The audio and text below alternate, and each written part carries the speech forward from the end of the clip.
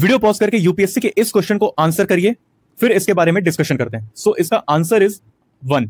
सबसे पहले हम लोग बात करेंगे पार्लियामेंट्री प्रिविलेजेस और इम्यूनिटी के बारे में। ये असल में स्पेशल राइट्स होते हैं जो एमपीज को दिए जाते हैं ताकि वो अपनी ड्यूटीज बिना किसी डर और इंटरफेरेंस के परफॉर्म कर सकें।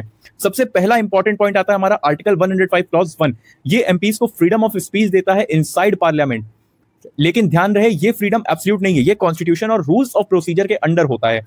और अंडर आर्टिकल 105 क्लॉज 2 कहता है कोई भी एमपी पार्लियामेंट या कमिटी के अंदर जो भी बोले या वोट करे उसके लिए उनके खिलाफ कोई भी क्रिमिनल या सिविल केसेस नहीं चल सकते। मतलब उनकी स्पीच और एक्शन इनसाइड पार्लियामेंट पर कंप्लीट इम्यूनिटी मिलती है। इसी वजह से स्टेटमेंट 1 जो है वो करेक्ट हो जाता है। अब आते हैं दूसरे पर जिसमें बात की गई है सिविल और क्रिमिनल केसेस की।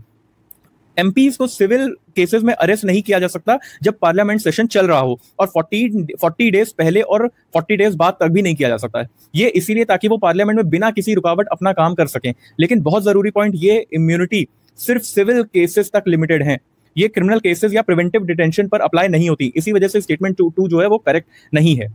तो सिंपल शब्दों में आर्टिकल 105 एमपीज को बोलने का एब्सोल्यूट फ्रीडम देता है पार्लियामेंट के अंदर, और सेक्शन 135A उनको सिविल अरेस्ट से बचाता है पार्लियामेंट के सेशन के टाइम। लेकिन क्रिमिनल मैटर्स में ऐसी कोई भी इम्यूनिटी नहीं है। By this we have completed ये पर्टिकुलर अपना topic. Hope this helps a lot. Thank you.